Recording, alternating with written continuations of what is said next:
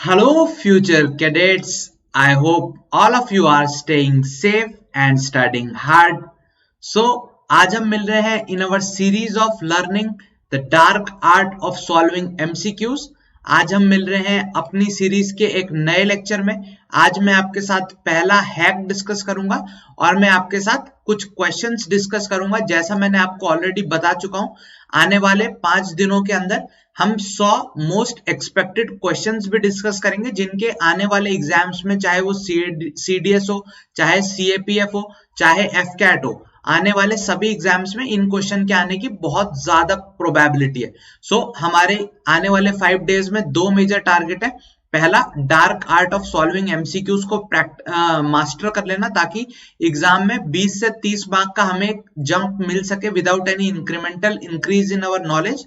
और दूसरा, हमें वो क्वेश्चंस की प्रैक्टिस हो सके जिनके एग्जाम में आने की बहुत ज्यादा प्रोबेबिलिटी है। जैसा मैंने बताया है आपको, आई would B not compartmentalising anything. मैं आपको अक्रॉस सब्जेक्ट्स, चाहे वो जीके के क्वेश्चन हो, चाहे इंग्लिश के क्वेश्चन हो, चाहे मैथ्स के क्वेश्चन हो, चाहे रीजनिंग के क्वेश्चन हो, सारे सब्जेक्ट्स के क्वेश्चन उठाऊंगा। आइडिया यह है कि आपको हर एक सब्जेक्ट, अक्रॉस द सब्जेक्ट, ये डार्क आर्ट को अप्लाई करना है और आप हॉर्सेस फॉर कोर्सेज की अप्रोच को अडॉप्ट करके हर एक काइंड की प्रॉब्लम्स में ये if this dark art spells are applicable, आप उनको अप्लाई कर पाए। आज का जो मैं पहला मैसेज आप लोगों के साथ शेयर करना चाहता हूं, the first message that I wanted to share with all of you is, देखिए बच्चे क्या करते हैं, कई बार कई तरीके के कंफ्यूजन हो जाते हैं, स्पेशली इन द इंटरनेट वाली एज जिसमें हम रह रहे हैं। हर एक बच्चा, हर एक टॉपर अलग अलग बुक बताएगा आपको कि ये वाली बुक पढ़ लो, अच्छा पाथ फाइंडर पढ़ लो, अच्छा नहीं अरिहंत की पढ़ लो, अच्छा नहीं TMH की बुक पढ़ लो, अच्छा नहीं लूसेंट पढ़ लो, अच्छा नहीं आप प्रीवियस ईयर क्वेश्चन पढ़ लो, उस वेबसाइट को पढ़ लो, इसका करंट अफेयर्स देख लो। हर कोई अलग अलग रिसोर्सेज बताएगा, बट जो पहला हैक हमें अप्लाई करना है एट मल्टीपल लेवल्स, जो पहला मंत्र हमें याद रखना है, लेस इज मोर। ठीक है, कम में ही खुशी और सफलता मिलती है। इसके मायने क्या? First, it means in the sense कि हमें अपनी रिसोर्सेज लिमिटेड करनी है। अगर हम ग्रेड अप से पढ़ रहे हैं तो ग्रेड अप पे ही फोकस करेंगे, जो ग्रेड अप का मटेरियल है उसको ही 5 टाइम्स रिवाइज करेंगे, अनलेस आई वुड एडवाइस, अगर आप एक बुक पढ़ रहे हैं, उस बुक को अगर आपने 3 बार रिवाइज नहीं करा, या जो भी आप सोर्स पढ़ रहे हैं अगर आपने उसे 3 बार रिवाइज करा, it is as good as reading nothing.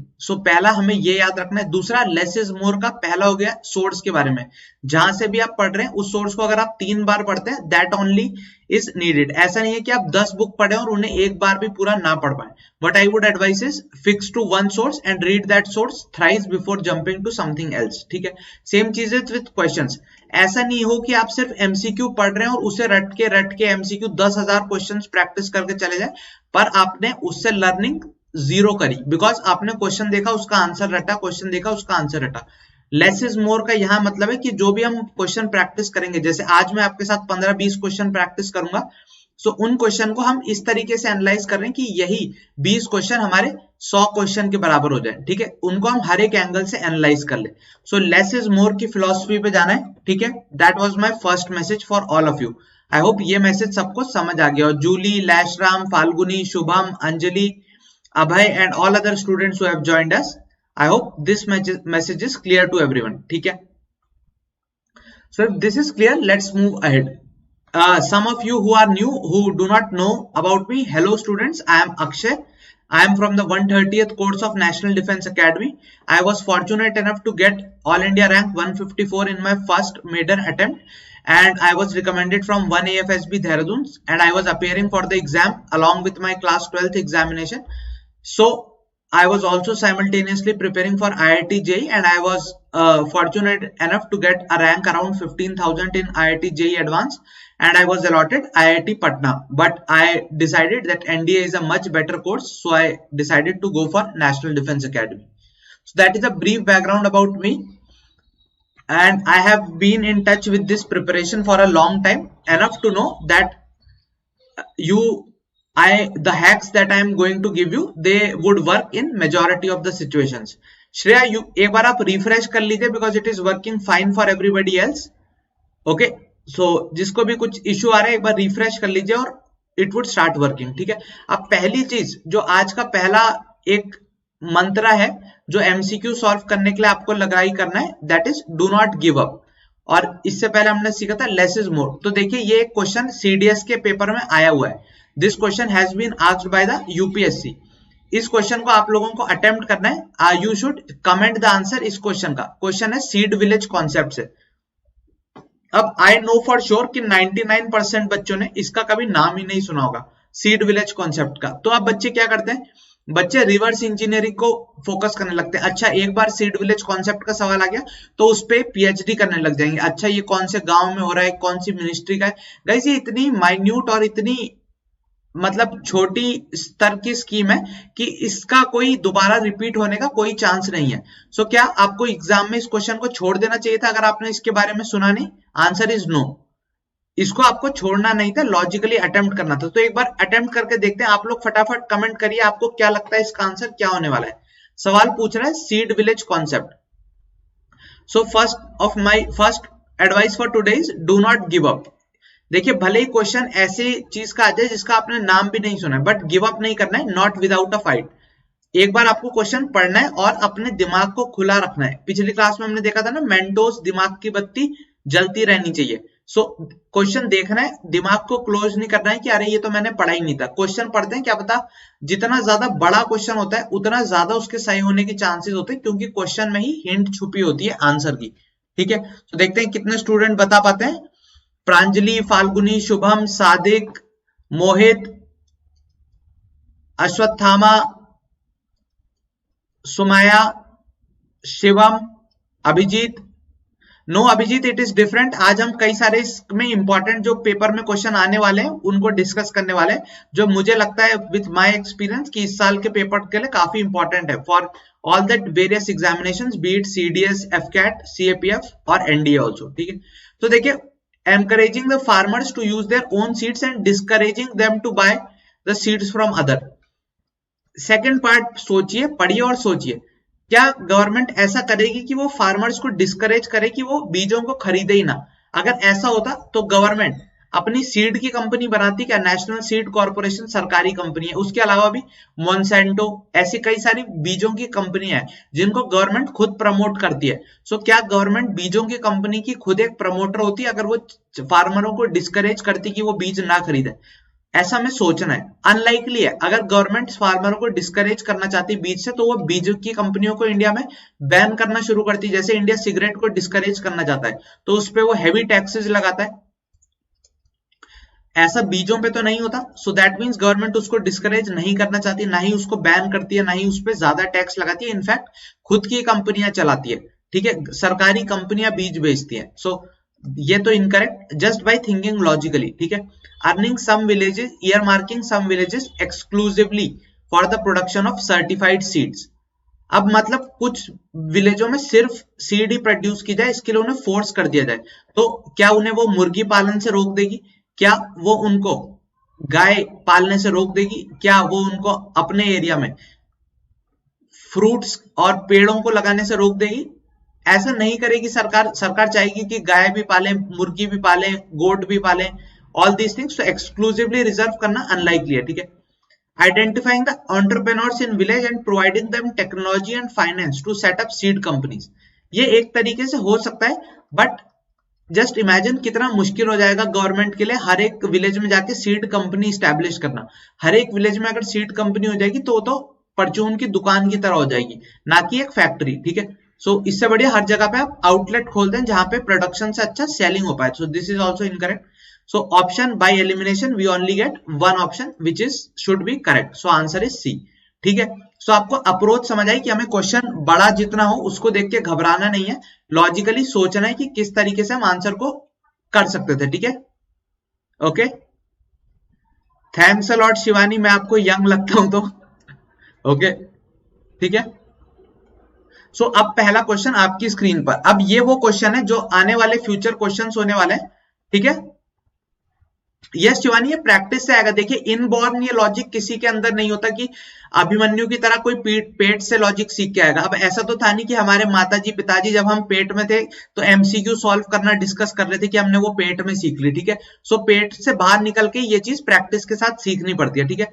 इसका आपको कमेंट नहीं करना है आंसर, इसका आपको स्कोर कार्ड में आंसर पंच करना है, ठीक है। आपकी स्क्रीन पे ऑप्शंस आएंगे, उसमें आपको पंच इन करना है इसका आंसर, ठीक है। अब जो आने वाले क्वेश्चंस, अब मैं जो सीरीज ऑफ 15 to 20 क्वेश्चंस में डिस्कस करूंगा, इनके एग्जाम में आने की बहुत हाई प्रोबेबिलिटी है।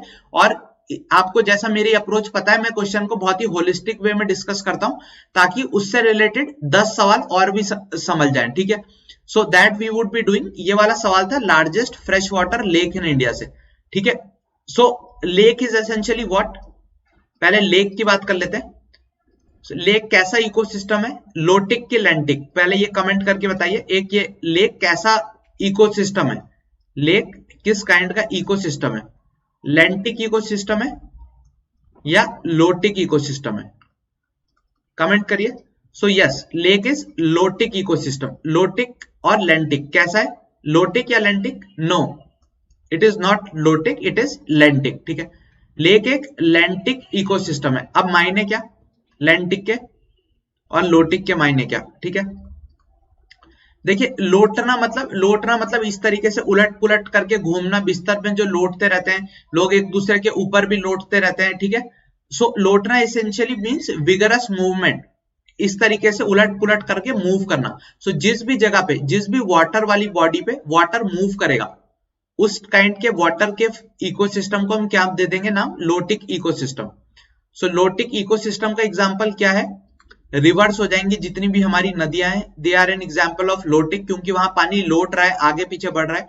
झरने, वाटरफॉल्स, वो इसका एग्जांपल हो जाएंगे क्योंकि वहां भी वाटर लोट रहा है। सिमिलरली जितनी भी छोटी छोटी नहरें हैं वो भी इसका एग्जाम्पल हो जाएंगी। So lotic fresh water ecosystem would be जहां पे पानी लोट रहा हो, ठीक है, मूव कर रहा हो। सो लोटिक का एग्जाम्पल क्या क्या होगा, ये लैंटिक मतलब लेटा पड़ा हुआ है, ठीक है, एक जगह लेट गया तो वहीं लेटा रह गया, फिर कहीं मूव ही नहीं करा। सो ये वो lentic ecosystem would B those places जहां पे वाटर स्टैग्नेटेड हो। सो इसका एग्जाम्पल क्या हो जाएगा, लेक्स हो जाएंगे, तालाब हो जाएंगे, झीलें हो जाएंगी, lakes, ponds and all these things, ठीक है। So lake is a lentic ecosystem, पहली चीज हमें पता चली, ठीक है। दूसरी चीज, लेक्स की बात करें तो देखिए लेक्स दो टाइप की हो सकती है। Lakes can be fresh water lakes और lakes can be saline lakes, ठीक है। सैलाइन लेक में सॉल्ट अमाउंट ऑफ जो खारापन है उसका ज्यादा होता है, फ्रेश वाटर में खारापन कम होता है। सो इंडिया की जो लार्जेस्ट फ्रेश वाटर लेक है वो कौन सी लेक है, वुलार लेक। कहां लोकेटेड है, जम्मू एंड कश्मीर में। किस रिवर के पास लोकेटेड है, झेलम रिवर के पास। झेलम रिवर कहां से निकलती है, वेरीनाग से, ओके। झेलम रिवर किसकी ट्रिब्यूटरी है, इंदस रिवर की, ठीक है। नेक्स्ट, तो ये झेलम वुलर लेक हो गई हमारी लार्जेस्ट लेक, ठीक है। डल लेक, ये भी झेलम के पास ही लोकेटेड है, ये भी कश्मीर में ही लोकेटेड है, famous for its house boats, ठीक है। सो दोनों कश्मीर के हैं। नेक्स्ट, फ्रेश वाटर लेक की लार्जेस्ट देख ली, हाईएस्ट फ्रेश वाटर लेक जो सबसे ज्यादा ऊंचाई पे लोकेटेड है, वो कहां पे लोकेटेड है, हाईएस्ट फ्रेश वाटर लेक, ये लोकेटेड है आपकी देवातल, गढ़वाल, उत्तराखंड में, ठीक है। So that is the highest fresh water lake, Devatal in Uttarakhand. अब इंडिया की ओवरऑल लार्जेस्ट लेक की बात करें, ओवरऑल फ्रेश वाटर और सैलाइन को मिला के, तो लार्जेस्ट लेक जो है वो हमारी एक सैलाइन लेक है, खारी लेक है, जिसका नाम है चिल्का लेक। चिल्का लेक कहां लोकेटेड है, it is located in Odisha, it is India का लार्जेस्ट लेक ऑल्सो, ठीक है। ठीक है, चिल्का लेक ओडिशा में फेमस किसके लिए, कई सारी चीजों के लिए फेमस है। यहाँ पे आपको घड़ियाल्स देखने को मिल सकते हैं, यहाँ पे आपको कई सारी बर्ड्स देखने को मिल सकती हैं, ओके। फाइनली पैंगोंग सो कहां पे लोकेटेड लेक है, लद्दाख में लोकेटेड है। कैसी लेक है, ये भी सैलाइन लेक है, रिसेंटली न्यूज में रही है, कोल्ड डेजर्ट में लोकेटेड लेक है, ठीक है। रिसेंटली न्यूज में है because of all the India China dispute, ठीक है। So that is clear. ये मैप में मैंने आपको सारी लेक्स दिखा दी, I have shown you all the lakes in the map, ठीक है। Okay, so this is clear. Answer के जो इन्होंने आंसर दिए हैं उसमें कोई ऊपर नीचे गड़बड़ हो गई है, so do not worry about it, but the answer is C, B, ठीक है, आंसर बी है। ठीक है, दिस इज क्लियर, कॉन्सेप्ट समझ आया?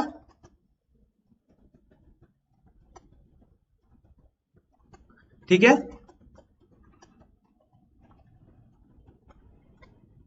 ओके, दिस इज क्लियर, ये फंडा क्लियर हुआ सबको? ठीक है, ग्रेट।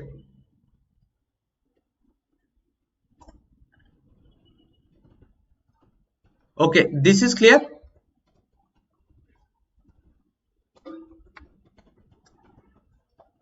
ठीक है, yes there was some issue with the bubble, do not worry.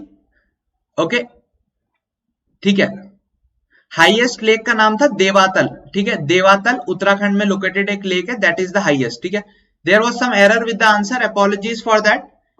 ठीक है, ठीक है, सो इसी तरीके से हम सारे आज के क्वेश्चन डिस्कस करेंगे, एक ही क्वेश्चन से हम सारे कॉन्सेप्ट क्लियर कर लेंगे। सो ये मैंने आपको एक इमेज दिखाई है, इसमें सारी लेक्स आपको दिखा रखी है, Dal lake, Wular lake, similarly Pangong Tso lake, यहाँ पे देखिए ये है हमारी चिल्का लेक, और भी इंडिया की कई सारी लेक्स मैंने दिखाई हैं, लाइक पुलिकट लेक आंध्र प्रदेश की, कोल्लेरू लेक आंध्र प्रदेश की, लोनार लेक महाराष्ट्र की काफी फेमस लेक, नाल सरोवर लेक गुजरात की। ठीक है, सो इस तरीके से हम सारे रिलेटेड लेक्स भी डिस्कस करते रहेंगे जो जो इंपॉर्टेंट है। ठीक है, so let's move on to the next, Loktak lake एक और काफी इंपॉर्टेंट लेक है, मणिपुर की, पता होना चाहिए। ठीक है, so let's move on to the next question now. दूसरा क्वेश्चन आप लोगों की स्क्रीन पर आता हुआ, देखते हैं इसका कितने स्टूडेंट जवाब दे पाते हैं। ठीक है, let's see how many of you can answer this one.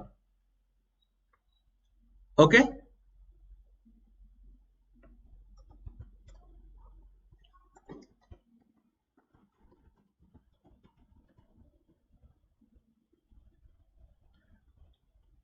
ठीक है, दिस इज क्लियर। देखते हैं इसका अमेंडमेंट का सवाल कितने बच्चे दे पाते हैं।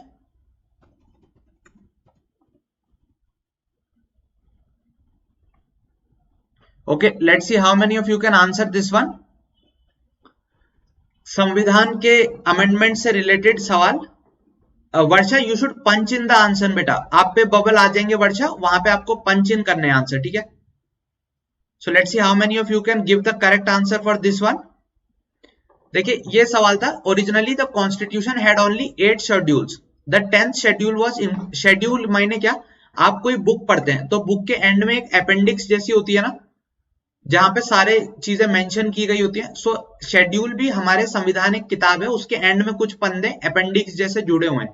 सो इस तरीके के हमारे संविधान में इस समय 12 शेड्यूल मेंशन है। ठीक है, इनमें से जो पहले शुरुआती 8 शेड्यूल थे, ये शुरू जब कॉन्स्टिट्यूशन 1950 26 जनवरी से फोर्स में आया तब से है। इसके बाद schedule number 9, schedule number 10, schedule number 11 और शेड्यूल नंबर 12 संविधान को मॉडिफाई करके ऐड किया गया। ठीक है, सो 9th शेड्यूल कौन से अमेंडमेंट से ऐड किया गया था? 9th शेड्यूल किससे डील करता था? 9th शेड्यूल डील करता था बेसिकली कुछ ऐसे प्रोविजन से जिनको संविधान सुप्रीम कोर्ट क्वैश डाउन नहीं कर सकता, बेसिकली लैंड रिफॉर्म से डील करता था 9th schedule. Originally first constitutional amendment से 9th शेड्यूल ऐड किया गया था 1951 में। सो 9th schedule first constitutional amendment था। 10वां शेड्यूल 10th शेड्यूल किस चीज से डील करता है? It deals with anti defection law, यानी एक पार्टी से दूसरी पार्टी में जब कोई नेताजी जंप मार लेते हैं, जिस फिनोमिना को क्या बोला जाता था? आया राम गया राम। सो उस फिनोमिना को रोकने के लिए एंटी डिफेक्शन लॉ लाया गया था वाया द 10th शेड्यूल। सो उसके लिए कौन सा अमेंडमेंट था? Answer is 52nd constitutional amendment act, anti defection law लेके आया था 1985 में। राजीव गांधी जी की सरकार थी और उस समय ये आया था। ठीक है, 9th शेड्यूल देख लिया। उसके अलावा अब ये क्वेश्चन आप कैसे वर्क अराउंड भी कर सकते थे। ठीक है, आपको मान लीजिए ये चीज नहीं पता थी पर पता होनी चाहिए, ये बहुत बेसिक सवाल है। सो 42nd amendment, this is called as mini constitution.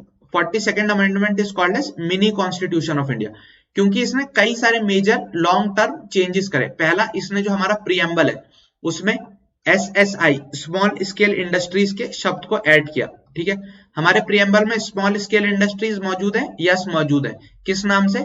Socialist, secular और इंटीग्रिटी। सो सोशलिस्ट, सेक्युलर और इंटीग्रिटी वर्ड हमारे प्रीएम्बल में 42nd अमेंडमेंट से ऐड किया गया।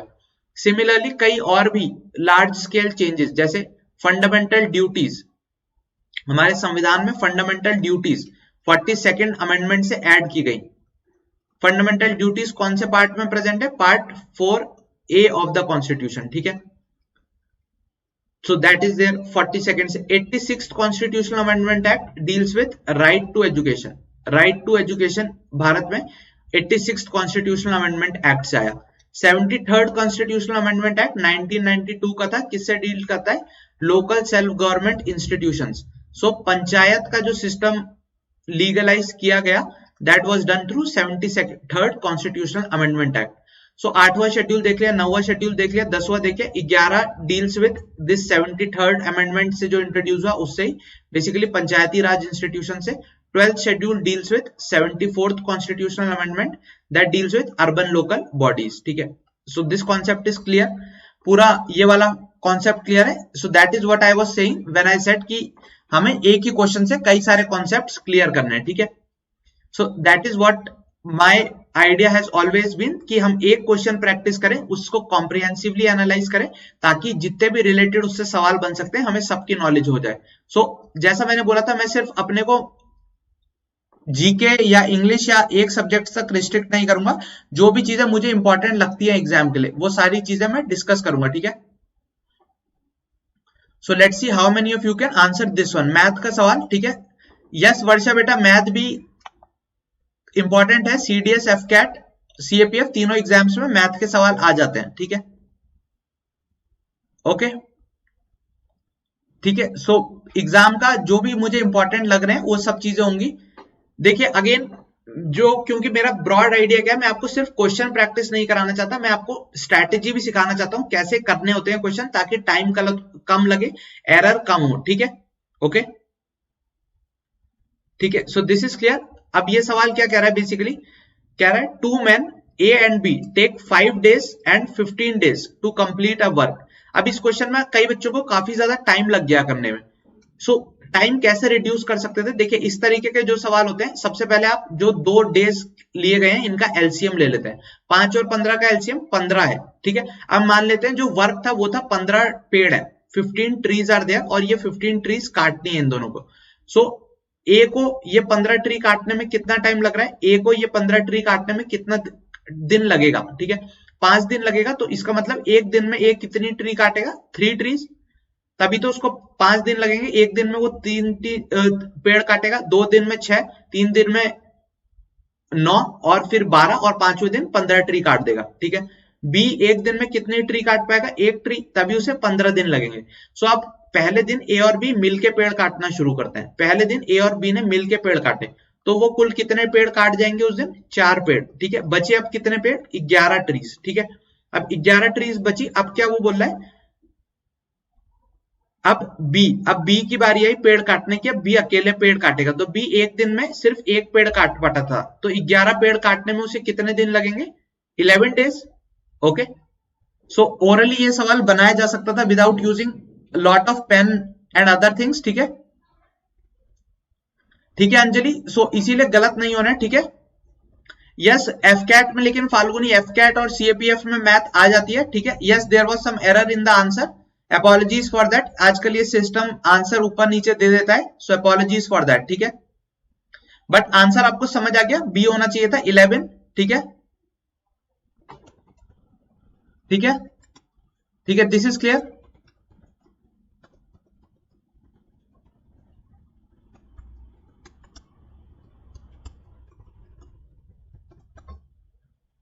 Okay, this is clear. Schedule वाले का आंसर अभिजीत था बेटा 10th schedule 52nd constitutional amendment से एक्ट हुआ है, ठीक है। 52nd was the answer, okay, ठीक है। So this is clear. Let's move on to the next question now. Let's move to the next question. Current affairs से जुड़ा हुआ सवाल, इसका आई होप हर कोई बच्चा आंसर दे पाए, क्योंकि एग्जाम में करंट अफेयर्स भी आता है, और करंट अफेयर्स में अपॉइंटमेंट, पर्सन इन न्यूज, ये भी एक काफी इंपॉर्टेंट टॉपिक है। सो ये भी सबको पता होना चाहिए, ठीक है। Okay, so who is the first Lokpal of India? देखते हैं इसका कितने छात्र जवाब दे पाते हैं। First Lokpal of India, Lokpal आप सब जानते हैं, Lokpal act, Lokpal and Lokayukta bill pass हुआ था पार्लियामेंट के द्वारा, और उस बिल के बेसिस पे ओके, सो लोकपाल बिल पास हुआ था, उसके बेसिस पे लोकपाल अपॉइंट किया गया था। सो उससे जुड़ा हुआ सवाल। अब देखिए, भले ही आपको आंसर नहीं पता, बट और ऑप्शंस को अगर आपने करंट अफेयर्स के साथ रेगुलर रहे हैं तो आपको और चीजें पता है। अमिताभ कांत कौन है? ये सीईओ है नीति आयोग के। नीति आयोग के सीईओ है, सीनियर आईएएस ऑफिसर है, ठीक है। शक्तिकांता दास ये आरबीआई के गवर्नर है, ठीक है। डॉक्टर के सुब्रमण्यम ये chief economic adviser government of India है, इकोनॉमिक सर्वे यही लिखते हैं, ठीक है, ठीक है।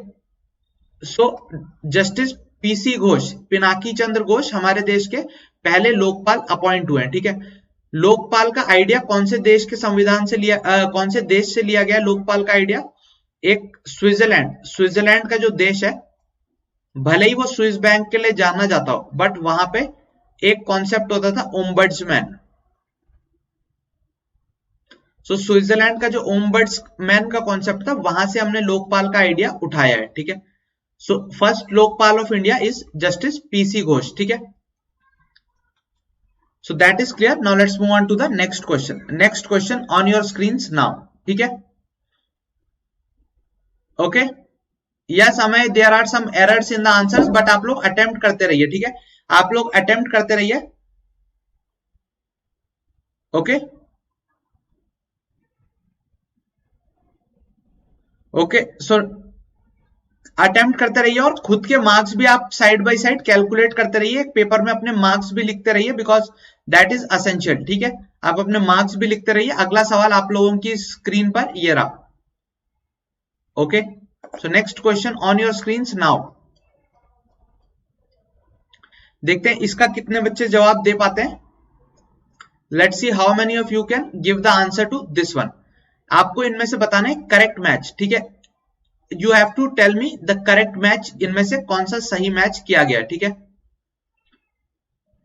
ओके, यूरेनस से जुड़ा हुआ स्टेटमेंट है। प्लैनेट्स, कॉस्मोलॉजी से रिसेंट ईयर्स में काफी सवाल आ रहे हैं। सो हमारे जो सोलर सिस्टम है वो मिल्की वे का पार्ट है, और उसमें मेजॉरिटी ऑफ द प्लैनेट्स हमारे वेस्ट से ईस्ट डायरेक्शन में रोटेट करते हैं, एक्सेप्ट 2 प्लैनेट्स। पहला है वीनस और दूसरा है यूरेनस। सो वीनस और यूरेनस 2 प्लैनेट हमारे सोलर सिस्टम में ऐसे हैं जो opposite direction, west to east के अपोजिट डायरेक्शन में रोटेट करते हैं, ठीक है। गैलेक्सी क्या है? It is not a group of planets, it is a group of stars. हम कौन सी गैलेक्सी के पार्ट है? मिल्की वे के। हमारे क्लोजेस्ट गैलेक्सी कौन सी है? Which is the closest galaxy to our galaxy? देखते हैं कितने बच्चे जानते हैं। Not visible from the northern hemisphere, pole star. No, it is visible from the northern hemisphere, ठीक है। ध्रुव तारा विजिबल होता है, ठीक है। इसकी पोजीशन अर्थ के रिस्पेक्ट में हमेशा फिक्स रहती है, ठीक है। Smallest planet of our solar system, it is not Venus. Venus कौन सा प्लैनेट है? वीनस हॉटेस्ट प्लैनेट है हमारे सोलर सिस्टम का। Venus is also called as Earth twin, क्योंकि अर्थ जैसा रिजेंबल करता है कई चीजों में। Venus is also the second closest planet to the sun. It is also called as morning star and evening star because Earth से visible होता है। स्मॉलेस्ट प्लैनेट कौन सा है? स्मॉलेस्ट प्लैनेट तो मरकरी है। Okay, so that is clear. So let's move on to the next question, but उससे पहले एक बोनस क्वेश्चन आप सभी के लिए। We have a bonus question for all of you, ठीक है। ओके, ठीक है, we have a bonus question for all of you. Gaseous planet guys कौन से प्लैनेट होते हैं? जुपिटर के बाद जितने भी प्लैनेट हैं, all those planets are called as gaseous planets, ठीक है। My very efficient mother just served, my very efficient mother just served us 9 pies, ठीक है। So Jupiter, Saturn, Uranus, Neptune. Pluto तो अब ड्वार्फ प्लैनेट है। Jupiter, Saturn, Uranus और Neptune, इनको Jovian planet, gaseous planet बोलते हैं, ठीक है। और इससे पहले वाले जितने भी हैं up to Mars, these are called as. इसका आंसर कमेंट करिए स्टूडेंट्स, उनको टेरेस्ट्रियल प्लैनेट्स बोलते हैं, ठीक है। यस आनंद, ओके, ठीक है, yes. So answer is 1992, correct. Harshad Mehta scam से लेने का कोई लेना देना नहीं है इससे, ठीक है। 1992 रियो डी जेनेरियो कन्वेंशन को बोला जाता है। इस समिट का दूसरा नाम और क्या है? इस समिट का दूसरा नाम है अर्थ समिट। और इसके बाद कई सारी चीजें हमारे एनवायरमेंट के सिस्टम के लिए बनी थी, जैसे UNCCD, United Nations Convention to Combat Desertification, UNCBD, United Nations Convention to Protect Biodiversity, और तीसरा UNFCCC, United Nations Framework Convention on Climate Change. इसके अलावा Agenda 21, Agenda for the 21st century, ये भी इसी टाइम पे फ्रेम किया गया था। ठीक है, so these are some of the major gifts जो रियो समिट के बाद दुनिया को प्राप्त हुए। ठीक है, अर्थ समिट भी बोलते हैं, अर्थ समिट 1992 की कहां हुई थी? रियो में हुई थी। ठीक है, again I would like to just take a moment to congratulate our toppers in the CDS 2020। इन बच्चों ने भी जिस तरीके से अभी आप लोग प्रैक्टिस कर रहे हैं, इन्होंने भी इसी तरीके से प्रैक्टिस की थी। सो आप भी अगर चाहते हैं कि इस जगह पे आपकी फोटो आए, do not forget to upgrade to grade up super, और पूरे क्विज में अच्छे से पार्टिसिपेट कीजिए। CDS 2021 के लिए अगर आप एकदम सीरियस हैं, फॉर द नेक्स्ट 59 डेज अगर आप कंप्लीट बेनिफिट मैक्सिमम यूज करना चाहते हैं, we have a comprehensive course for that also, you can have a look at it. Similarly जो बच्चे सिर्फ OTA को फोकस कर रहे हैं, जिनके हाथ में इंग्लिश और GK पे जिनका गेम टिका है, उनके लिए भी एक स्पेशल कोर्स है। So let's move on to the next question now. Next question on our screens now, let's see how many of you can answer this one. ठीक है, okay, so let's see how many of you can give the answer to this one. Okay, let's see how many of you can answer this one.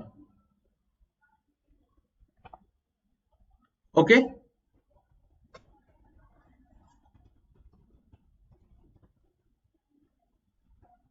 let's see how many of you can answer this.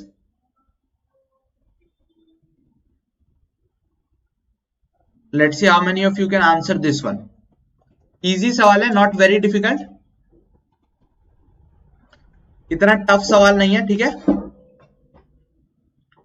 Guys, कैनिस और Andromeda Galaxy दोनों सही है। कैनिस अगर पूछा जाए आपसे major dwarf Galaxy पृथ्वी के closest कौन सी है, तो उसका आंसर हो जाएगा कैनिस। और अगर आपसे पूछा जाए पहली लार्ज स्केल गैलेक्सी, जो लार्ज साइज की गैलेक्सी है, वो कौन सी है, then the answer would be Andromeda galaxy. ठीक है, ओके, सो अगर ऑप्शन में कैनिस है तो कैनिस मानना है, बट अगर उसने लार्ज स्केल पूछा हुआ है तो एंड्रोमेडा आंसर हो जाएगा। ठीक है, so easy question, not very difficult question. I hope हर कोई इसका आंसर बता पाया हो, एंड इनफैक्ट सबने आंसर किया है। ठीक है,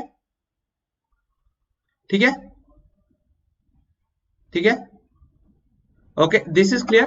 सो यस, 1911 में कैलकाटा सेशन में पहली बार जन गण मन गाना गाया गया था। वैसे अनलाइकली है कि इंडियन नेशनल कांग्रेस से अब कोई सवाल आए, at least not for the next 5 years. जैसा पिछले 2014 के बाद Indian National Congress political scene से वाइप आउट हो चुकी है, सिमिलरली एग्जामिनेशन में भी अगर आप पेपर उठा के देखेंगे तो 2014 के बाद इंडियन नेशनल कांग्रेस के सेशनों से सवाल नहीं आ रहा। सो दैट इज व्हाट आई से कि आपको अपडेट रखना है, एग्जाम का ट्रेंड पूछना जा रहा है, बदल रहा है। इस साल CDS के पेपर में सवाल आया, राम मंदिर का आर्किटेक्ट कौन था। ठीक है, आज से 5 साल पहले हम इस तरीके का क्वेश्चन नहीं एक्सपेक्ट कर सकते थे। पहले हर साल एक क्वेश्चन आता था। इंडियन नेशनल कांग्रेस के ये वाले सेशन का अध्यक्षता किसने की, प्रेसिडेंट कौन था। Now no more such kinds of questions are being asked. ठीक है, व्हाटएवर बी द रीजन, हमें पता लग गया कि हमारे दिमाग से एक हेडेक कम हो चुका है। सो मैंने ये क्वेश्चन क्यों पूछा, क्योंकि जनगण मन पर से इज इंपॉर्टेंट। ठीक है, जनगण मन सबसे पहले कंपोजर कौन सी भाषा में लिखा गया था, ओरिजिनली बांग्ला भाषा में लिखा गया था। किसने कंपोज किया है, रविन्द्रनाथ टैगोर ने कंपोज किया गया। ठीक है, रविन्द्रनाथ टैगोर ने बांग्लादेश के नेशनल एंथम को भी लिखा है। ठीक है, अमार सोनार बांग्ला। ठीक है, जनगण मन के इनिशियल 5 पैराग्राफ्स को हमारा नेशनल एंथम बनाया गया है। जनगण मन के अंदर एक लौती ऐसी कौन सी टेरिटरी है जो अब इंडिया का पार्ट नहीं है, बट हमारे नेशनल एंथम के अंदर प्रेजेंट है, सबको पता होना चाहिए। ठीक है, ये भी एक MCQ का सवाल है। कमेंट करके बताइए कौन सी टेरिटरी जनगण मन नेशनल एंथम के अंदर आती है, बट अब हमारे देश का टेरिटरी का पार्ट नहीं है। So that is there. ठीक है, पहले अगर यही सवाल पहले आया होता तो मैं आपसे पूछता इन सारे सेशनों को प्रिसाइड किसने करा, बट आई नो इस तरीके के क्वेश्चंस का आना अब पिछले फ्यू ईयर्स से कम हो चुका है। So you should be updated with the trend also. Okay, so let's move on to the next question now. अगले सवाल पे पढ़ते हैं। ठीक है, yes, great.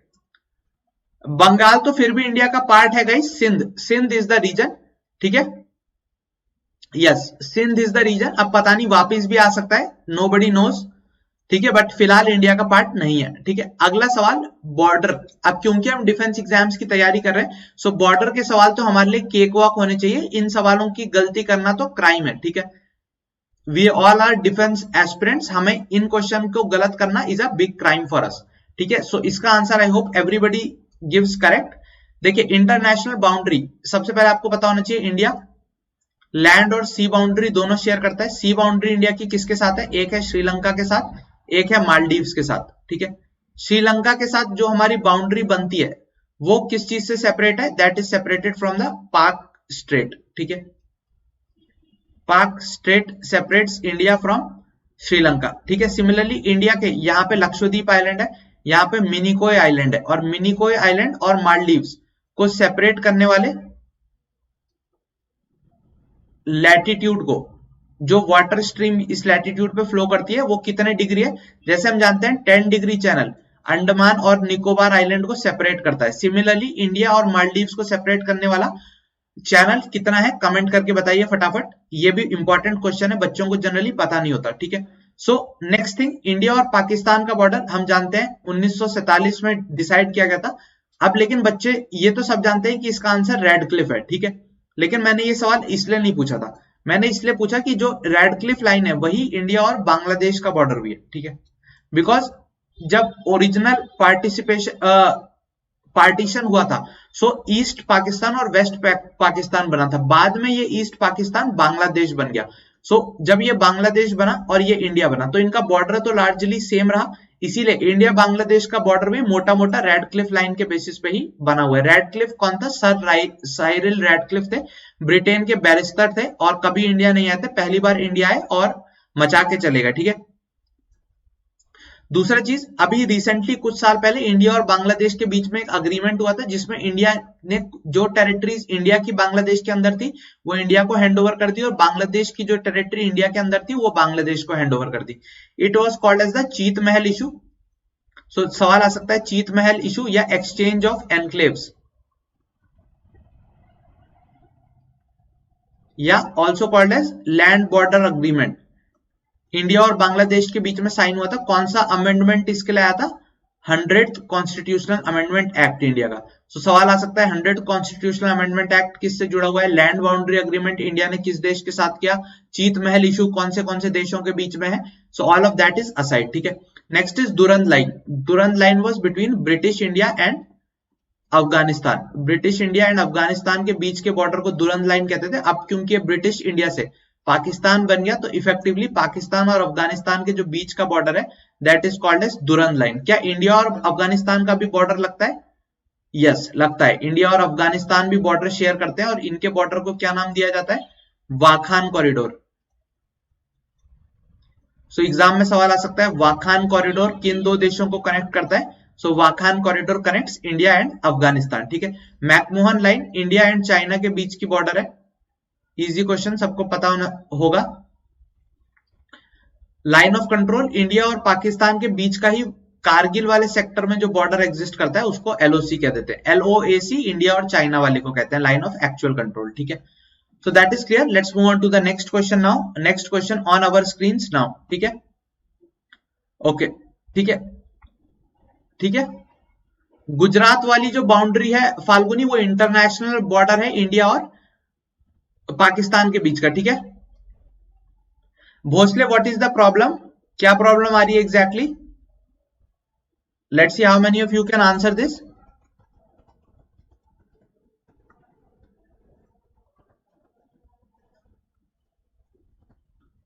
Okay, let's see how many of you can answer this.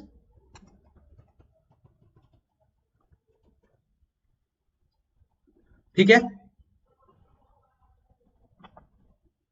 Yes, India Maldives का जो border था that was 8 degree channel. 8 degree channel is the border between India and Maldives, ठीक है। So it was the 8 degree latitude की line जो India और मालदीव्स को separate करती है। लोकली इसको मालिकू कांडू भी बोल देते हैं, ठीक है। मालिकू कांडू और अद्दीगिरी कांडू, बेसिकली कांडू याद रखना है, ओके, कांडू, ठीक है, 8 डिग्री चैनल, ठीक है, सो 8 डिग्री चैनल कांडू के नाम से याद रखेंगे, ठीक है। Okay Bhosale, I have marked your issue for the technical team, they would have a look at it, ठीक है, ग्रेट। सो देखिए संविधान के अमेंडमेंट से रिलेटेड सवाल है, कॉन्स्टिट्यूशनल अमेंडमेंट से, सो this is always an important topic. अभी तक सबसे लेटेस्ट जो हमारे कॉन्स्टिट्यूशन में अमेंडमेंट हुआ है, कौन सा अमेंडमेंट हुआ है? अभी रिसेंटली इसी साल अगस्त के महीने में ड्यूरिंग द विंटर सेशन एक अमेंडमेंट आया था कॉन्स्टिट्यूशन में, विच वाज दैट अमेंडमेंट जिससे एंग्लो इंडियंस की जो रिजर्व सीट हमारे संविधान में होती थी वो हटा दी गई। सो विच वाज दैट अमेंडमेंट, कोई बता सकता है? लेटेस्ट अमेंडमेंट हमारे संविधान का जो हुआ था, ठीक है, सबसे लेटेस्ट अभी अभी पास हुआ है, उससे एंग्लो इंडियन की जो सीट्स रिजर्व होती थी वो रिजर्वेशन हटा दिया गया, और SC STs के लिए जो रिजर्वेशन लोकसभा राज्यसभा में होता था उसको नेक्स्ट 10 इयर्स के लिए एक्सटेंड कर दिया गया, ठीक है। So yes, it was the 104th constitutional amendment, ठीक है। सो एंग्लो इंडियंस के लिए पहले क्या होता था, 2 सीटें लोकसभा में और कई सीटें कई स्टेट्स में रिजर्व होती थी, बट अब ये प्रोविजन हटा दिया गया by the 104th constitutional amendment, ठीक है। So that was is 104th। 103rd constitutional amendment किस चीज से डील करता है? वो डीलता है 103rd डील करता है reservation for economically weaker section, EWS category का जो 10% रिजर्वेशन की शुरुआत की गई bye amending article 15 and 16, that was done by the 103rd amendment, ठीक है। 102 जो अमेंडमेंट है वो national commission for backward caste NCBC, जो पहले एक सिंपल ऑर्गेनाइजेशन थी उसको संवैधानिक दर्जा देने के लिए आर्टिकल 338 में चेंज किया गया। आर्टिकल 338 बी इंट्रोड्यूस किया गया NCBC को एक कॉन्स्टिट्यूशनल स्टेटस देने के लिए। यहां BC से मतलब बैकवर्ड क्लास है, ठीक है। Okay, so this is clear. Okay, so this much is clear, ठीक है। पहले चेयरपर्सन कौन बनाए गए थे इसके? BL Sahni, yes, BL Sahni was made the first commissioner of the NCBC, ठीक है। सो BL Sahni became the first commissioner of NCBC, ठीक है। This is clear. So 102 clear हो गया। If 102 is clear, let's move on to the next amendment. 102 clear हो गया तो 101 which deals with good and services tax. So GST का introduction 101st constitutional amendment से किया गया। बहुत सारे आर्टिकल चेंज हुए, GST काउंसिल बनी and all of other stuff. तो that is 101 constitutional amendment act 1 जुलाई 2017 को, ठीक है, 1 जुलाई 2017 को, ठीक है। Finally 100th constitutional amendment I have already told you land boundary agreement से रिलेटेड है, ठीक है, यस, ठीक है। सो GST इज 101, ठीक है। Okay, so GST is 101, article 269 GST council frame हुई और भी कई सारे चेंजेस इसके अंदर किए गए, ठीक है। प्रेजेंट चेयरपर्सन आनंद बताया Bhagwan Lal Sahni, BL Sahni is the chairperson और chairman of the national commission of backward class caste right now, ठीक है, national commission for backward classes. Now let's move on to the next question. Next question on your screens, let's see how many of you can answer this one. Current affairs से related सवाल, क्योंकि इस साल current affairs से related सवाल आने की chances हर बार की तरह काफी हाई है, बिकॉज करंट अफेयर्स में बच्चे ज्यादा इस बार फोकस नहीं कर रहे। सो करंट अफेयर्स के भी मैंने क्वेश्चन डाले हैं, ठीक है। NCBC का चेयरपर्सन बता दिए भगवान लाल साहनी, ठीक है। कॉमनवेल्थ गेम्स, कॉमनवेल्थ का मतलब क्या है? कॉमनवेल्थ का हेडक्वार्टर का है, कॉमनवेल्थ का हेडक्वार्टर है लंदन। कॉमनवेल्थ से बेसिकली उन देशों का ग्रुप है जो कभी ना कभी ब्रिटेन की कॉलोनी रहे थे, ठीक है। सो उससे रिलेटेड कॉमनवेल्थ गेम्स का फंड है डरबन, ग्लासगो, नारोबी या बर्मिंघम, कहां पे हो रहे हैं? देखते हैं कितने छात्र जान पाते हैं, बता पाते हैं इसका जवाब। देखिए नारोबी कहां लोकेटेड है? केनिया के पास, सो वहां होना मुश्किल है। डरबन में कुछ सालों, डरबन और ग्लासगो में रिसेंटली इन अवर लाइक 5-10 साल में ही हो चुके हैं डरबन और ग्लासगो में, सो अनलाइकली है वहां पे होंगे, ठीक है। सो बचा क्या? Birmingham. So Birmingham should be the answer for this, ठीक है। Okay, so Birmingham should be the answer for this. UK में लोकेटेड है और बर्मिंघम को अलाउ किया गया है कि बर्मिंघम होस्ट करेगा कॉमनवेल्थ गेम्स 2020 के, ठीक है। Okay, so that is clear. Now let's move on to the next question. Next question on your screens now, ठीक है। पाटल आप बेटा पंच इन करेंगे आंसर तो ज्यादा मजा आएगा, ठीक है, ठीक है, ठीक है। Okay, so this is clear, this much is clear to everyone. Okay, देखते हैं इसका छात्र कितने जवाब दे पाते हैं। लास्ट कॉमनवेल्थ गेम्स 2018 में हुए थे बेटा, गोल्ड कोस्ट जो अफ्रीका में लोकेटेड है। तो देखिए आप ऐसे भी सोच सकते थे अगर आपको याद होता कि अफ्रीका में तो नहीं होगा क्योंकि जस्ट पिछला गेम अफ्रीका में हुआ था और इनकी पोजीशन बदलती रहती है। अपने इंडिया में कौन सा वाला होता है 2010 में, उसके बाद गए हम ग्लासगो, उसके बाद गए अफ्रीका, तो एक हर बार जगह बदलती रहती है। तो इस तरीके से भी आप इसको वर्क अराउंड कर सकते थे, ठीक है। सो next question on your screen, इसका जवाब कितने स्टूडेंट ने दिया है, लेट्स सी कितने बच्चे सही दे पाए, ठीक है। देखिए कैस्पियन सी इस तरीके की एक सी लोकेटेड है और कैस्पियन सी के अराउंड कौन सी कंट्री लोकेटेड है। इमेजिन करिए कि हमारे सनी देओल पाजी कैस्पियन सी के पास जाते हैं और कहते हैं तारीख पे तारीख देना बंद कर, ठीक है। सो कैस्पियन सी इज तारीख पे तारीख, ठीक है। T is Turkmenistan, A is Azerbaijan, R is Russia, I is Iran and K is Kazakhstan। तो तुर्कमेनिस्तान हो नहीं सकता, रशिया हो नहीं सकता, ईरान, यहां पे ईरान लोकेटेड। अगर आपको इतना आइडिया हो कि इराक नीचे लोकेटेड है, रिवर्स टिग्रिस एंड यूफ्रेट्स, इन दोनों रिवर के बीच में, क्योंकि हमें पता है इराक का पुराना नाम क्या था। इराक का पुराना नाम कोई बच्चा जानता है? Mesopotamia. Mesopotamia means land between two reverse. तो टिग्रिस एंड यूफ्रेट्स दो रिवर इराक के यहां से फ्लो करती हुई मिलेंगी। ओके, ठीक है, this is clear, this much is clear.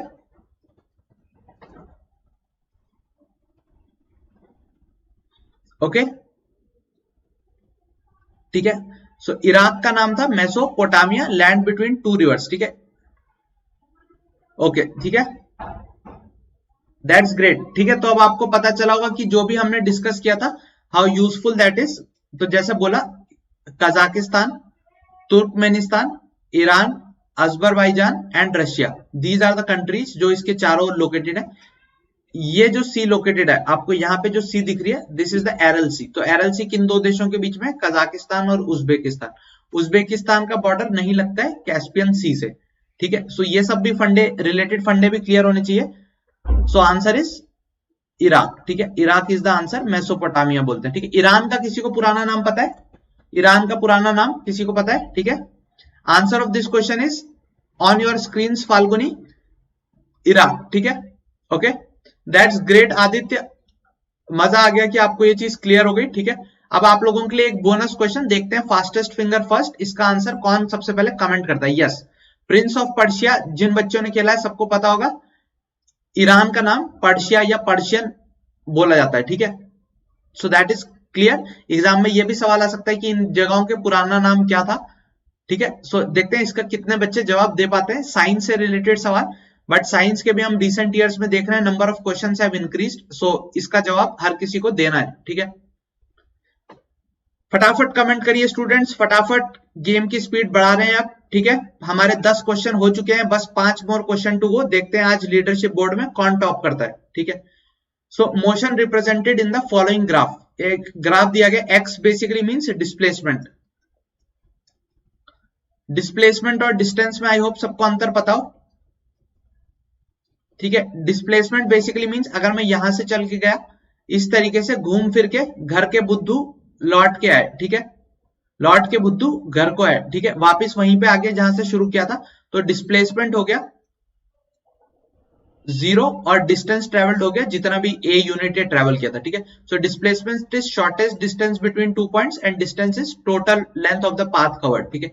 सो देखिए अब हम जानते हैं ग्राफ में एक्स और टी, अब हम जानते हैं स्पीड की फॉर्मूला क्या होता है, distance travelled upon time taken. So इसकी मैं स्लोप निकालता हूं, यहाँ पे मान लीजिए एंगल ए आया या θ1 एंगल आया, ठीक है। यहाँ पे मैंने स्लोप निकाला, यहाँ पे θ2 एंगल आया, यहाँ पे मैंने स्लोप निकाला, एंगल आया θ3। सो आपको क्या दिख रहा है, θ3 ज्यादा है θ2 से और θ2 ज्यादा है θ1 से। अब θ क्या है, dx/dt, that basically means velocity. So v3 ज्यादा है v2 से और v2 ज्यादा है v1 से, ठीक है। अब देखिए V3 ज्यादा है V2 से, स्पीड बढ़ी है, तो स्पीड कैसे बढ़ी होगी? जब इसमें एक्सेलरेशन हुआ।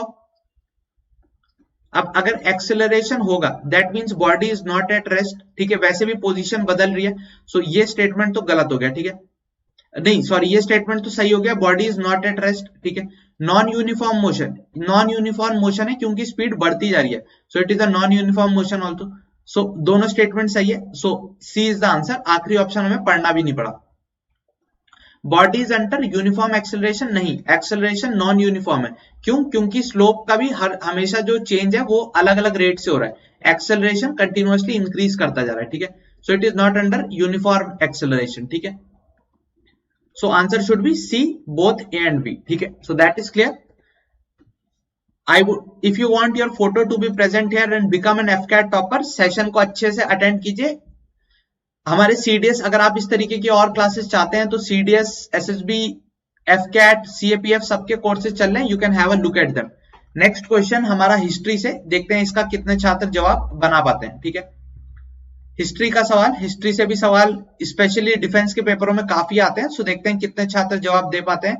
वर्षा, शांतनु, शिवानी, मनप्रीत, श्वेता, विशाखा, फाल्गुनी, विघ्नेश, कुलवीर, मुस्कान, शिवानी, साग्निक, पीएन तिवारी, अभिजीत, स्मिता, आनंद, अमेय धुरी, अंजलि, वेंकट, पटेल, जयदीप, ग्रेट, विघ्नेश, शांतनु। उपनिषद, उपनिषद कहां से शब्द है? Upa means sit, so Upanishad basically मतलब होता था to sit at the feet of a guru, अपने गुरु के पैरों के पास बैठ के जो चीज सीखी जाती थी, गुरु से जो चीज सीखी जाती थी उसको हम उपनिषद बोलते थे, ठीक है। सो उपनिषद हमारे कितने हैं, ठीक है, ओके, सो अपने गुरु के चरणों में बैठ के जो चीज सीखी जाती थी और उसको जब लेटर टाइम्स में लिखा किया गया, राइट डाउन किया गया, उनके थ्रू जो नॉलेज पास ऑन हुई उसको उपनिषद भी बोलते हैं, ठीक है। उपनिषद को वेदांत भी बोला जाता है बिकॉज लिटरली ये जब वेद लिख लिए गए थे उसके बाद लिखे गए थे। वेदांत इसको इसलिए भी बोला जाता है क्योंकि जो हमारी इंडियन फिलॉसफी है उसका क्लाइमेक्स भी हमें उपनिषद में देखने को मिलता है। उपनिषद कितने हैं? वैसे तो उपनिषद बहुत सारे हैं, ठीक है, 108 उपनिषद जनरली माने जाते हैं कि 108 उपनिषद है, ठीक है, बट उनमें से जो कुछ शुरुआती 12 उपनिषद है उनको इंपॉर्टेंट माना जाता है, ठीक है, दीज आर कॉल्ड एज मुख्य उपनिषद, ठीक है। सो मुख्य उपनिषद इज क्लियर। टोटल उपनिषद कितने हैं उसकी बात कर ली। अब कुछ इंपॉर्टेंट उपनिषद हैं, कुछ उपनिषद है उनको ज्यादा इंपॉर्टेंट माना जाता है, जैसे आपको पता होगा मुंडका उपनिषद एक है, मुंडका उपनिषद या मुंडाक उपनिषद, जिससे हमारा नेशनल एम्बलम के नीचे जो शब्द लिखे हैं सत्यमेव जयते, वो कौन से उपनिषद से लिए गए? मुंडका उपनिषद से लिए गए, ठीक है। So that Upanishad is also there, okay. उसके अलावा अलग अलग उपनिषद की अलग अलग इंपॉर्टेंस है, ठीक है। किसी उपनिषद में आपको मंत्रोच्चार का सही लॉजिक दिया जाएगा, ठीक है। So different Upanishad have different importance, ठीक है। जैसे बृहद अरण्य का उपनिषद है, छंदोग्य उपनिषद है, ठीक है। So all these Upanishad are there और हर एक उपनिषद की अलग अलग इंपॉर्टेंस है, ठीक है। सो बेसिक आइडिया 108 उपनिषद, मुंडका उपनिषद से क्या लिया गया है एंड क्या नहीं लिया गया, ठीक है, ओके। टोटल उपनिषद 108 बताए जाते हैं, ठीक है। उपनिषद के कंपोजर व्यास ऋषि को बोला जाता है, but there are various rishis who have written them at various times. So Upanishad originally Sanskrit भाषा में थे। अब अगर आपको नहीं भी पता कि किसने ट्रांसलेट किया, खुद सोचिए, अकबर तो पढ़ा लिखा ही नहीं था, वो तो उर्दू अरबी लिखना तक नहीं जानता था, पर्शियन लिखना तक नहीं जानता था, कहाँ ही संस्कृत पढ़ेगा फिर समझेगा। इसीलिए तो उसने इतने सारे लोगों को हायर किया हुआ था जो उसको ज्ञान देते थे। सो अनलाइकली है, ठीक है। औरंगजेब तो एकदम कट्टर ऑर्थोडॉक्स मुस्लिम था, सो अनलाइकली कि वो उपनिषद को ट्रांसलेट करने पे फोकस देगा, वो उसको जलाए ही ना, वही बहुत बड़ी बात है। सो दो ऑप्शन तो हमने ऐसे ही एलिमिनेट कर दिए। Now remaining is Jahangir and Dara सिक्को। Jahangir usually हम किस लिए जानते हैं? पेंटिंग्स के लिए। जहांगीर फेमस है पेंटिंग्स, बेल ऑफ जस्टिस, अपनी बेल ऑफ जस्टिस के लिए। कभी हमने ऐसा सुना नहीं कि वो अपनी लिटरेचर के लिए ज्यादा फेमस है, ठीक है। So that is to be unlikely. Dara Shikoh Aurangzeb का बड़ा भाई था और इसके और बीच में औरंगजेब में लड़ाई हुई और दारा सिक्को हारा, उसके बाद औरंगजेब राजा बना। सो दारा सिक्को बहुत पढ़ा लिखा इंसान था और इसने कई सारी बुकें लिखी। एक बुक लिखी इसने Majma al Bahrain, the meeting of the oceans. इस तरीके की इसने कई सारी बुक्स लिखी जिसमें इसने हिंदू और सूफी ट्रेडिशन, इस्लामिक ट्रेडिशन को कंपेयर किया, उनकी सिमिलैरिटीज डिस्कस की। उपनिषद को भी इसने पर्शियन लैंग्वेज में ट्रांसलेट किया दारा सिक्को ने। Very very important. तो इसीलिए, क्योंकि न्यूज में क्यों चल रहा है, क्योंकि जैसे जैसे गवर्नमेंट जगहों का नाम बदल रही है, सो ऐसा बोला जा रहा है कि औरंगजेब रोड को नाम बदल के दारा सिक्को रोड पे कर देना चाहिए। प्रेजेंटली जैसे दिल्ली में जो औरंगजेब मार्ग था उसका नाम बदल के एपीजे अब्दुल कलाम मार्ग कर दिया गया। सो सिमिलरली बोला जा रहा है और भी जहां जहां औरंगजेब रोड है उसको नाम बदल के दारा सिक्को मार्ग कर दिया जाए। सो next question from the topic of mathematics for all of you. ठीक है, बस अभी 5 मिनट में कंप्लीट कर लेंगे। क्लास के एंड तक बने रहिएगा। लीडरशिप बोर्ड पे पोजीशन टॉप कौन कर पाता है देखते हैं। ठीक है, ओके, 5 मिनट में कंप्लीट कर लेंगे। अब फटाफट फटाफट रैपिड फायर करेंगे। ठीक है, yes, everyone from the options belong to Delhi Sultanate. ठीक है वेंकट, बट अगर आप उसको यहाँ पे आप चोर चोर मौसेरे भाई भी लगा सकते थे। जो पहले के 3 थे वो ज्यादा रिनाउंड है और दारा सिक्को एकदम ऑड वन आउट स्टैंड कर रहा है। सो चोर चोर मौसेरे भाई वाले तरीके से भी आप इसका आंसर कर सकते थे। ठीक है, ओके। सो अगला सवाल, मैथ्स का बेसिक सवाल, देखते हैं कितने बच्चे कर पाते हैं। ठीक है, बेसिकली क्या है 81। देखिए नंबर देख के आपको कुछ आइडिया आना चाहिए, कुछ चीज चमकनी चाहिए दिमाग पे। 81 क्या है, बेसिकली 9 का स्क्वायर है। 9 बेसिकली किसका स्क्वायर है, 3 का स्क्वायर है। अब हम जानते हैं पावर पे पावर होती है तो वो क्या करती है, मल्टीप्लाई हो जाती है। ओके, सो 3 की पावर 4 और बाहर हो गया 4x+4। ठीक है, 243 क्या है बेसिकली 81 इंटू 3। ठीक है, और ये हो जाएगा 2x+8। ठीक है, सो 81 हमने देखा क्या बन गया है 3 की पावर 5, यहां 3 की पावर 5 इंटू 2x+8। ठीक है, ठीक है, सो अब इनको कर दें तो 16x+4 is equal to 10x+40। ठीक है, अब बस यहाँ पे अब इसको सॉल्व करने से अच्छा आप डायरेक्टली नंबर पुट करके देख लीजिए। पहला ऑप्शन है 4 को पुट करेंगे यहाँ पे तो 4 और 4 8 हो गया, 8 6 54, लास्ट डिजिट 4 आएगी। ठीक है, ठीक है, सो 4 आ रही है, 4 और 4 8 हो गया, 8 6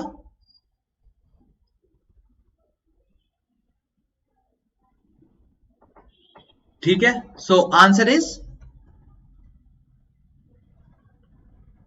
okay, yes, answer is a. ठीक है,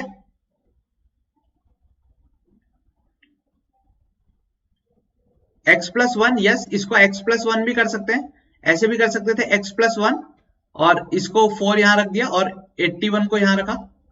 ठीक है, सिमिलरली 243 को ऐसे रखा और इसको 2 बाहर निकाल के x+4 ऐसे भी कर सकते थे। डिपेंड्स आप कैसे करना चाहते हैं। बेसिक आइडिया क्या है कि आपको फैक्टराइज करना है, जिसको लॉन्ग टर्म इतना शॉर्ट में नहीं करना वो ऐसे कर सकता है।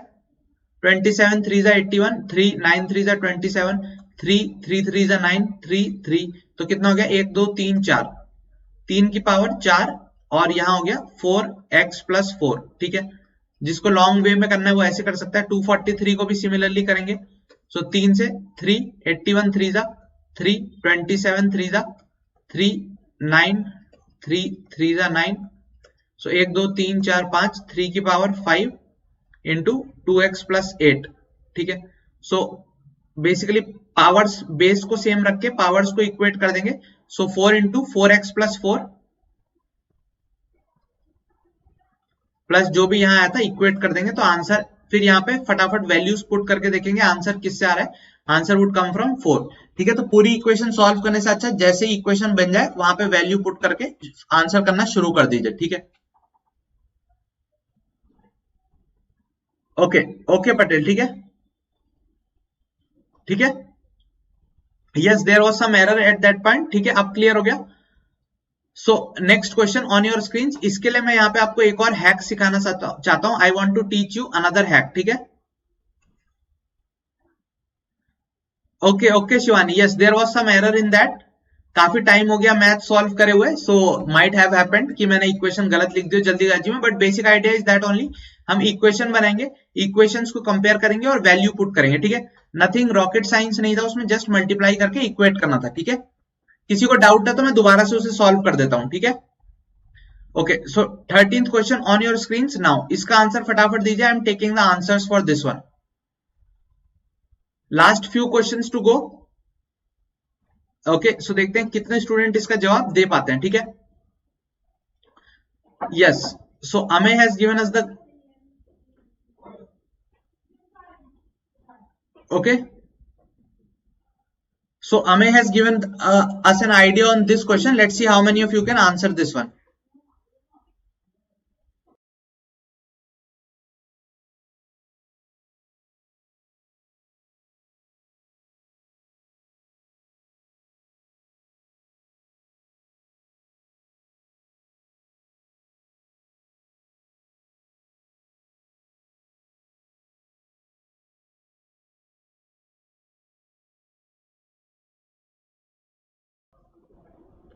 So answer is A.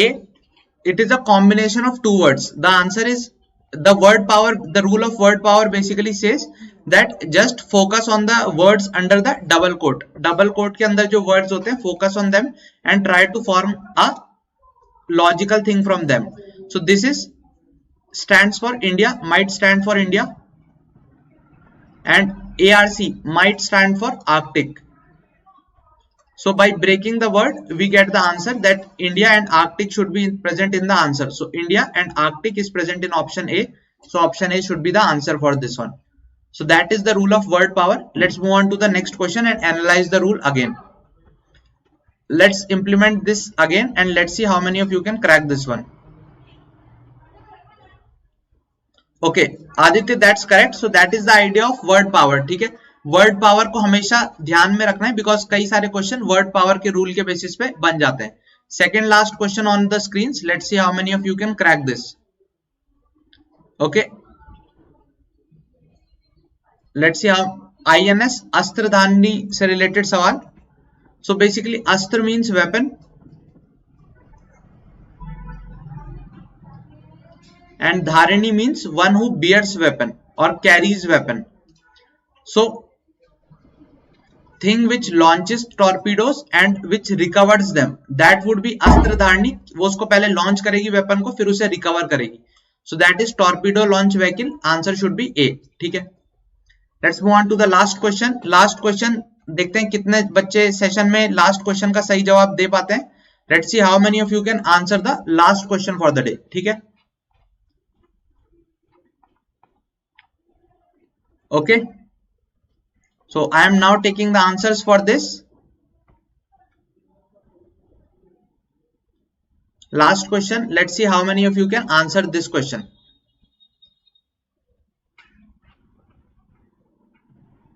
Let's see how many of you can crack this one.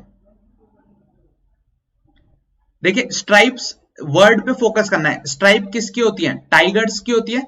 और नेविगेशनल सिस्टम में स्ट्राइप होने का मतलब नहीं है. हाईवे में जेब्रा क्रॉसिंग तो हो सकती है पर वो हाईवे पे भी नहीं होती, वो रोड पे होती है, तो वो भी गड़बड़ हो जाएगा. सो सिर्फ एक ही पॉसिबिलिटी बचती है, वाइल्ड फौना. वाइल्ड फौना में भी नहीं हो सकता, हर एक जानवर में स्ट्राइप नहीं होती, मोस्टली टाइगर्स में ही स्ट्राइप होती है. So answer should be maintenance of tiger reserve. Tiger से ही कुछ रिलेटेड होने वाला है. So in fact it is true. Tigers की काउंटिंग के लिए अब ये टेक्नोलॉजी यूज की जाती है. टाइगर्स को जो कॉलर्स पहनाए जाते हैं जिसके थ्रू उनकी लोकेशन ट्रेस की जा सके. So M stripes is that technology. Camera trap and ये सब यूज करके इनकी काउंटिंग करने का तरीका. ठीक है, तो कैसे वर्ड पावर यूज करनी है. अगर वर्ड में कोई ऐसा लग रहा है कि दो वर्ड का कॉम्बिनेशन है तो कॉम्बिनेशन वर्ड में ब्रेक करना है. अगर कोई हिंदी का वर्ड है तो उसको एनालाइज करना है. अगर कोई ऐसा वर्ड है जो किसी और टर्म से रिलेट कर रहा है उससे फिट करना है. ठीक है, सो दैट इज देयर. कुछ बोनस क्वेश्चन थे बट आज क्लास लंबी हो गई तो उनको हम अगली क्लास में देखेंगे. कल भी हम एक और सेशन लेके आएंगे एक और हैक के साथ. और जैसे आज हमने 20 क्वेश्चन के करीब प्रैक्टिस करे जिनकी हाई प्रोबेबिलिटी है एग्जाम में आने की और उनसे रिलेटेड कॉन्सेप्ट भी पढ़े. Similarly we would do for all other things for the next 5 days. तो कल भी सेशन को 5 बजे जुड़ना ना भूलें. Do not forget it. And अगर सेशन में मजा आया do not forget to give stars, ratings and feedback and share the session with all your friends, ठीक है। So exams are out, grade up Super में डिस्काउंट हैज बीन इंक्रीज्ड, 40% का discount चल रहा है सुपर पे। अगर आपने अपग्रेड नहीं किया तो इस नंबर पे रीच आउट करिएगा and that would help. So अब किसी का कुछ डाउट है, I would be happy to answer all your doubts. If anybody is having any doubt please let me know, ठीक है। एक बार लीडरशिप बोर्ड पे नजर मार लेते हैं फटाफट से। There might be some issues with the leadership board because कुछ आंसर गड़बड़ आए थे, बट एनीवेज जो प्रेजेंट पोजीशन है दैट इज अंजलि, अमेय, वर्षा, मुस्कान, वर्षा, शुभम, वैभव, शिवानी, कल्पवीर, श्वेता, सात्विक, नीति, सचिन, विघ्नेश, प्रांजलि, प्रियंका, फाल्गुनी, आदित्य, विशाखा, मेधावी, PN Tiwari and all other students, ठीक है। सो आई गेस आप लोगों को पता चल गया हो क्योंकि ये सारे नेम फेमिलियर हैं। These students have regularly attended the class, so उनका स्कोर भी अच्छा आ रहा है। तो अगर आप भी मेरी मान के चलिए नेक्स्ट 5 डेज जो मैं 100 मोस्ट इंपॉर्टेंट क्वेश्चंस जो एग्जाम में आने वाले हैं अक्रॉस द सब्जेक्ट प्रैक्टिस करेंगे तो आपके एग्जाम में 20 से 30 मार्क इंक्रीज होगा along with the hacks that I am teaching you, that would be another bonus, ठीक है। सार्थक बेटा जो क्लास में पढ़ाया जा रहा है दैट मच इज एनफ, ठीक है। सीडीएस फाल्गुनी या तो इसका आंसर सिर्फ खुदा जानता है, ठीक है। Nobody can exactly predict result कब आने वाला है। सो और कोई डाउट नहीं है किसी का, but I think it would come sooner than later, ठीक है।